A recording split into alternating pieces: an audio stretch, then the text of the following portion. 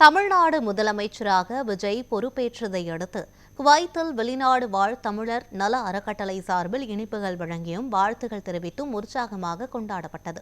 விஜயின் திறமையான தலைமைத்துவத்தில் தமிழ்நாடு முன்னேற்றம், மக்கள் நலன் மற்றும் சமூக நீதி ஆகியவற்றில் தமிழ்நாடு உயரத்தை எட்டும் என்பதில் நம்பிக்கை உள்ளதாக தெரிவித்தனர்.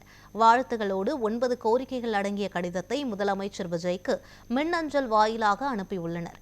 அதில் அயலக தமிழர்களுக்கு தனி நல வாரியம் மற்றும் தனி அமைச்சகம் உருவாக்க வேண்டும், அயலக தமிழர் அடையாள அட்டை வழங்குவதில் வயது வரம்பு 55லிருந்து 65ஆக உயர்த்த வேண்டும் என கோரிக்கை விடுத்துள்ளனர். வெளிநாடு வாழ் தமிழர்களுக்கான ஓய்வூதியம் பயனாளிகள் உயிருடன் இருக்கும் போதே வழங்க வேண்டும், வீட்டுக்கடன் வழங்க வேண்டும் என்றும் கோரியுள்ளனர். வெளிநாடு செல்லும் முன் மாவட்ட ஆட்சியர் அலுவலகத்தில் ஏஜென்ட் பதிவு கட்டாயமாகவும், வெளிநாடுகளில் இயற்கை மரணம் அடையும் தமிழர்களுக்கு 10 லட்சம் இழப்பீடு வழங்க வேண்டும் என்றும் கேட்டுக் கொண்டுள்ளனர்.